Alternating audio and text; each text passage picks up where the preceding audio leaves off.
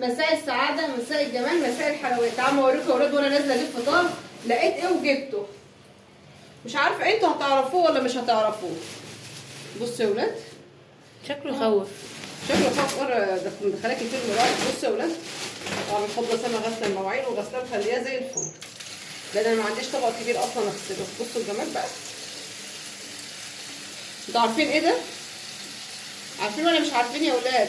في ناس بتقول لك ايه صراصير البحر. ايه صراصير البحر، في ناس تقول لك كده، في ناس تقول لك استاكوزا. ده مش استاكوزا، الاستاكوزا بنت ناس كده وقد كفه الايد. ده بقى يا ولاد شكال.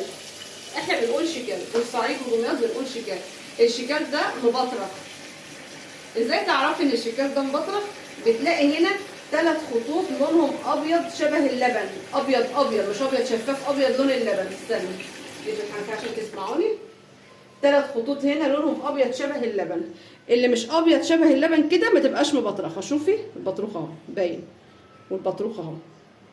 دي بتبقى كلها بطاريق، مفيش فيها يعني فص ولا فيها ولا فيها اي حاجه. بعملها زي ما بعمل الكابوريا بالظبط، بمعنى ان انا بغسلها واصفيها واحطها في الحله، حبه ملح على حبه كمون على بصلايه وطماطمايه واللهم صل على النبي وفلفلايه خضراء، واقلبها على الناشف. ما ينفعش تتسرق بميه زي الكابوريا.